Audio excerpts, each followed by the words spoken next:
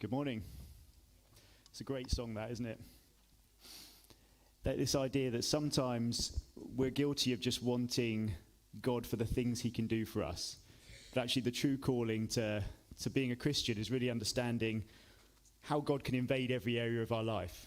And the best way for us to understand that is through his word. And we're going to look at some passages from the Bible this morning, which hopefully will help us to do that. And if you were with us last week, you'll know that Carol started a new preaching series for us, a 3-week series on family. It's Carol's birthday today, by the way, so make sure you say happy birthday to her afterwards. But Carol started by talking about the fact that we as church community should be family, and we should treat each other like that. We should support each other in that way. And this week we're going to pivot slightly to look at the idea of conflict in family.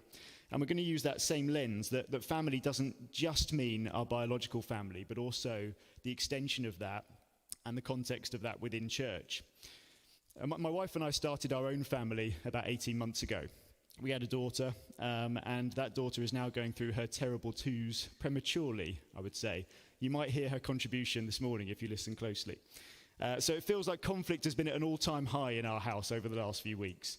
We had a situation last week where her nursery teacher informed us that she'd pushed over a child at nursery, and she had to go to the feelings corner to learn about how she'd made that poor child feel. And clearly the feelings corner didn't work, because she came out of the feelings corner, she went straight over to another child, and whilst looking the teacher dead in the eye, pushed the other child over as well. She takes after her mother, is all I can say. But as she's become more demanding, as kids do over the last few weeks, conflict has been at an all-time high in our house. And I'd say as a result, it's been a tenser place to be. Communication has probably gone down as conflict levels have risen. And that's to be expected, isn't it, in family? Like, the first thing I want to say is that it's not realistic for us to expect to have family in any sense of the word and not have any sense of conflict. The two come together. And it's good that we understand that. And as Carol talked about last week, that word family means different things to each of us. For some of us, it is like a biological thing that comes to our mind first. Parents, siblings, spouses, children, etc. For some of us, it might be our closest friends who have been like family to us. For some of us, it might be our auntie and uncle who raised us because of absent parents. And for others, it will mean different things. But the reality is that whatever that word means to us, it comes hand in hand sometimes with conflict. And for me personally, I've been blessed with an amazing biological family, but I've also got a group of people at work that I've now worked with for over 10 years. And probably over the last 10 years, I've spent more time with those colleagues than I have my actual real family. And so they feel like family to me now. We're really close, we wind each other up, we upset each other sometimes, but we deeply care about each other. We spend a lot of time together, and we are our authentic selves in good and bad with each other. And all those things are brilliant, aren't they? But all of those things mean that at times, conflict is not just likely, but it's actually unavoidable in those family environments. And the Bible is quite clear that as the church, we should also operate like a family. The Apostle Paul uses a lot of family language in his letters to the early church. He talks about how church should be a household of faith. He talks about how we should treat each other with brotherly affection, sibling-like affection. And in his first letter to Timothy, he actually says directly, "Do not rebuke an older man, but encourage him as you would a father. Younger men as brothers, older women as mothers, and younger women as sisters." And so it's important that we understand if conflict is unavoidable in every other sense of the word family, then it's also at times going to be unavoidable in church too. And therefore, at a number of levels, it's really important that we understand how to resolve conflict as human beings, but also vitally as Christians. And arguably, the art of conflict resolution is one of the most important things we can learn. Because in our friendships, in our marriages, as we parent, as we go to work, as we go to school, and in our church, there's going to be some wisdom required when it comes to resolving conflict. And the great thing is there's some really good wisdom in the Bible that can help us with this, and we're going to look at some of that this morning. And when it's wisdom you want, King Solomon is generally a good place to go, except for the fact he had 700 wives. That wasn't the wisest decision, as it turned out. But if we put that to one side for a second, he's referred to as the wise king. And over the 40 years that he was king over Israel, between 970 and 930 BC, that period was amongst the most prosperous in the history of Israel. And King Solomon prayed that God would give him a discerning heart to distinguish between right and wrong. And God was so pleased with that request, because many other kings would have prayed for glory or for fame or for victory over their enemies. But this was the priority for Solomon. And because of that, God blessed him with wisdom, but he blessed him with so much more too. It fell away at the end of his reign. It was a bit of a sad end to the story, where he actually turned away from God. But the reason that Israel was so prosperous and so blessed during that period was because of the wisdom of Solomon. And one of the books that's credited to him in the Bible, the first 29 chapters at least, is the book of Proverbs. And this is often referred to as the book of wisdom in the Bible. And it's a large number of short statements that basically give us advice and counsel on how to live our lives in a wise way.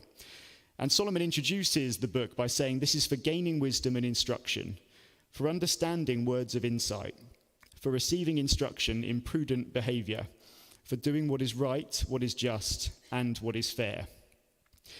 And in terms of the audience, he refers to his son 50 times through Proverbs as the audience. And so we can assume possibly that was directed at Rehoboam, his son that succeeded him as king. We know he had daughters whose names are recorded. We assume he had more sons because he had 700 wives, so it's likely he had more than just one son. So it's possible he was writing just to his direct family. But when you get into the Hebrew root of the word son that's used here, it's the word ben, which actually comes from the root word to build. And it was used in the context of building families, of building cities, of building households. And so it's more likely he was talking to the younger adult generation in Israel at the time who were building their futures, building their lives. And today I want to look at one proverb which is in chapter 10, verse 12. And it's really simple in some ways, because this proverb says, hate stirs up conflict, but love covers over all wrongs. And that's it. It's 10 words.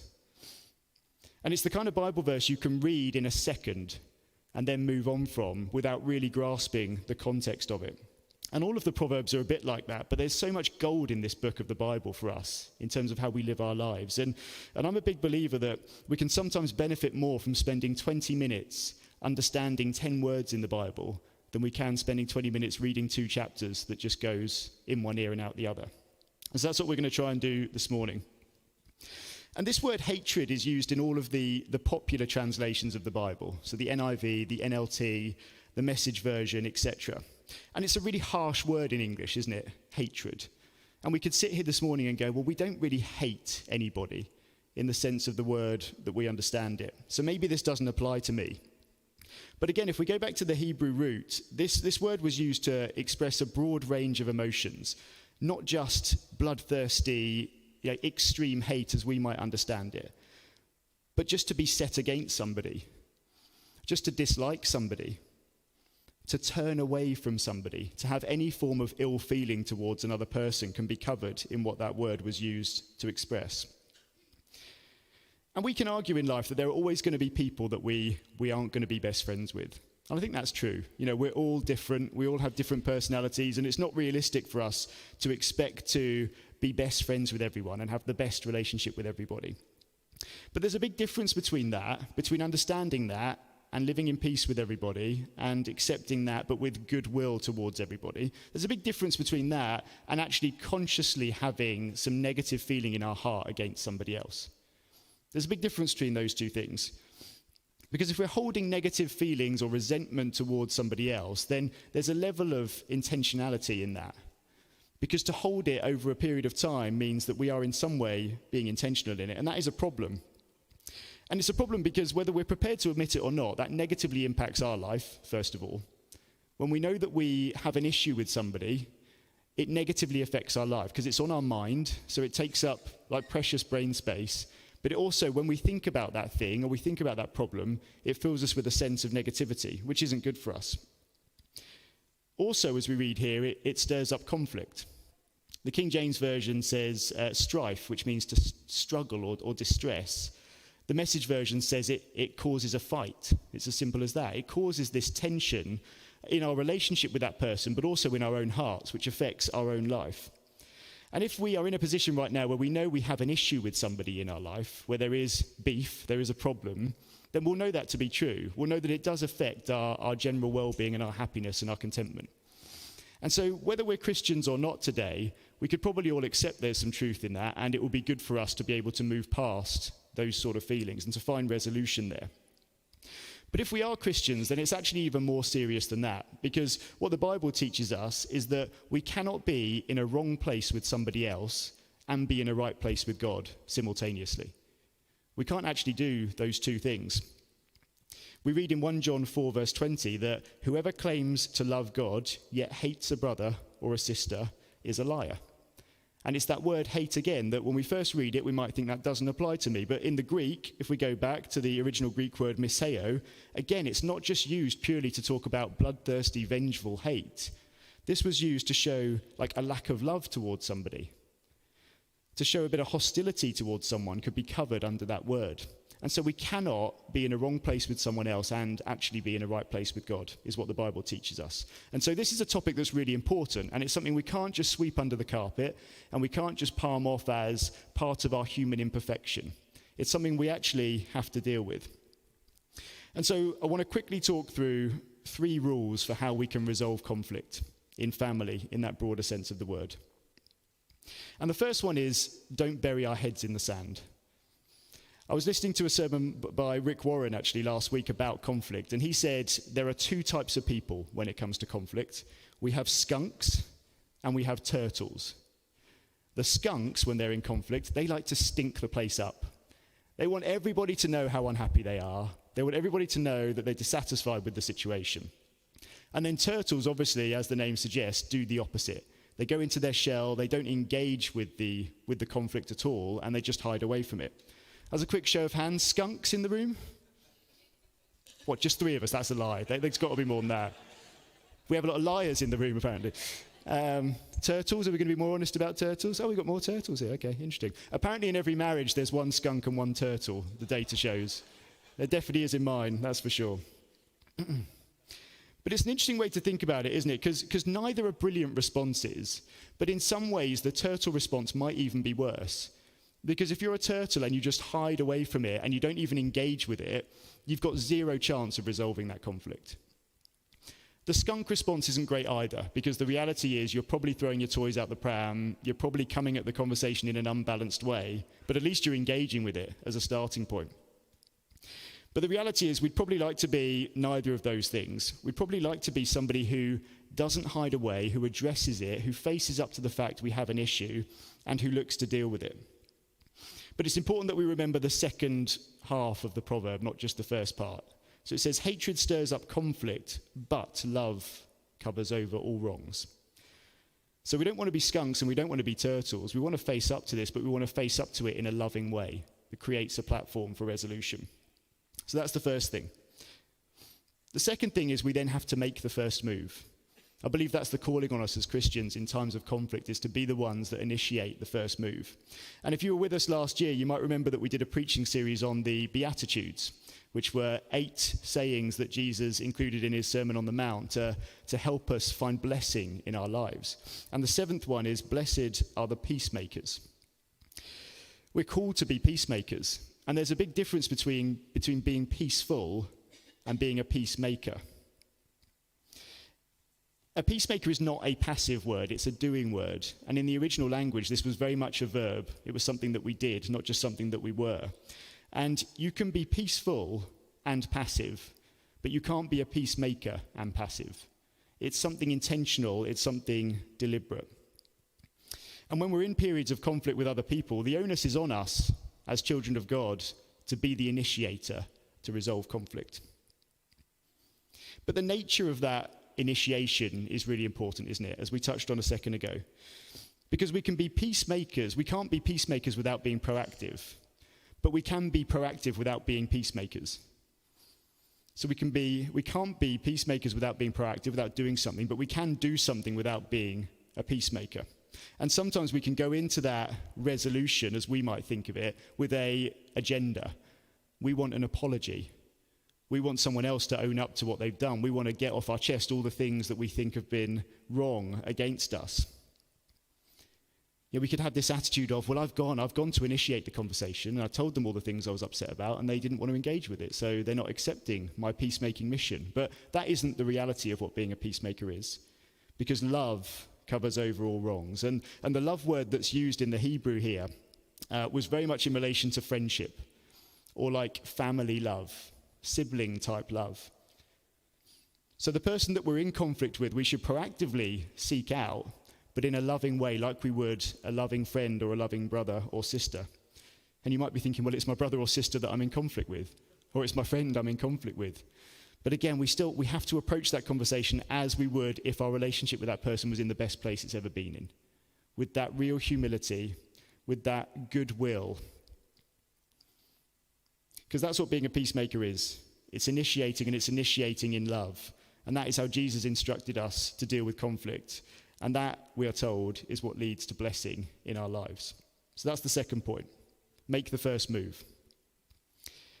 And then the third thing that I want to just flag this morning is the importance of remembering that it's not all about us. And the thing that makes it easier to do those first two things, to actually come out of our shell and to initiate a love-based resolution, is remembering that our pain is not always the most important thing in the whole situation. And that's easier said than done with situations like this, when there are feelings involved and some of this stuff can be really raw. So I'm not pretending it's easy.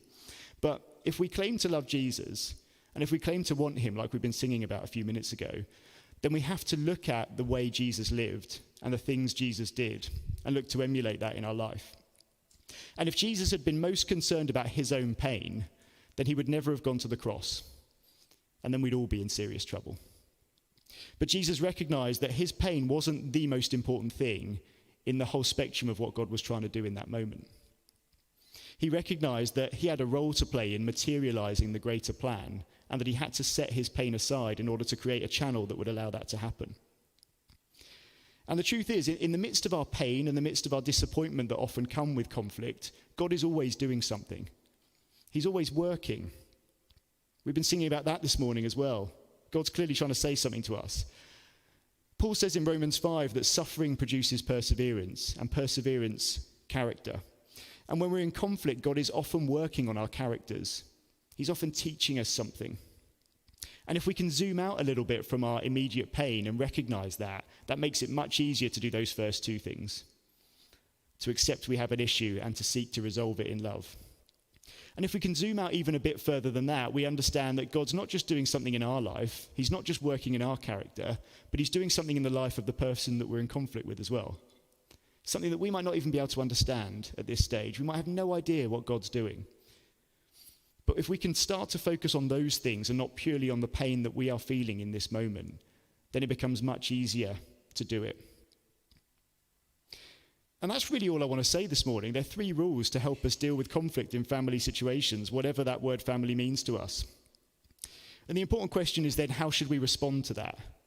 What should we actually do from here? And to quickly recap, if we're in conflict with someone right now, then the first thing we need to do is be real with ourselves, that we're in that place and that it needs dealing with. Not be the turtle, not pretend it's not happening or just refuse to engage with it, but accept there's something that we need to deal with. There's an old saying that time is a great healer, isn't there? And I actually don't believe that's fully true. I think it's sometimes a cop-out that we use to not engage and seek resolution. Sometimes after a period of time, things feel less raw, but I don't believe time ever actually heals anything. Resolution heals things. And so we have to accept that that's where we are. We have to accept that if we don't deal with it, it's going to negatively affect our lives. The Bible teaches us it's going to negatively affect our relationship with God, and it's going to negatively affect that other person and potentially be a blocker in God doing what he wants to do. So therefore, we have to accept that it's going on, and we have to choose not to run away from it. Then we have to initiate, in a tone of love, a conversation that starts resolution. In an honest and real way, but in a gracious and loving way, like a friend or a brother. And we must do all of those things whilst trying to remember that our pain is not the most important thing. Getting the answer we want is not necessarily the most important thing, but resolution is. And I don't want to draw out a long response time this morning, because I think some of these things are quite raw, and some of them are things that we probably need to go away and deal with in our own way. But if you would like someone to pray with you, there's an opportunity, as there always is at One Church, to come and receive some prayer, and there'll be people down at the front here who will be available to do that. And maybe you'd like somebody to pray with you that you can move past your own pain in a situation to seek out resolution. and to initiate it. Because sometimes we have to deal with that first to free up the capacity to take the step we know we need to take. Maybe you know that you need to forgive someone first so that you can put yourself in a place where you can seek resolution. And you might want someone to pray with you that God would help work through that forgiveness in your life. Maybe you'd just like somebody to speak some wisdom into a situation that you're going through.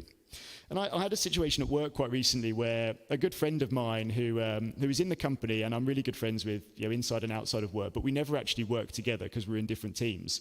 But we were really short on staff in my team for a little while, and so she came and helped us out on a project. And so I had to become my friend's boss in this capacity, which was quite awkward. And the project didn't actually go very well, which meant as the person accountable to the client, I had to start asking some difficult questions, and that created some conflict and some tension. And I didn't really know how to deal with it, especially because of that sensitivity of friend and colleague. And so I went to my boss and had a conversation with him. And I said, how do you think I should deal with this? And he gave me some brilliant advice. And he said, have a conversation with her and start the conversation with, how could I have dealt with this situation better? What could I have learned from this situation that will help me manage this better in the future? Don't come at it from a I'm right, you're wrong, and we need to talk about why that is perspective. Even though me and my boss both felt like I was in the right, he said, if you actually want to find resolution here and keep the relationship in a great place and move things forward, you've got to start in a humble place. And you've got to start with a what can I learn perspective. And it was brilliant advice, and luckily I took it and it went brilliantly. And my friend and I managed to stay friends through the project. But maybe you just need someone to come and talk a bit of wisdom into a situation that you're dealing with right now to help you know how to take that first step towards resolution. And if you are in any of those camps, then there'll be people available to pray in a minute.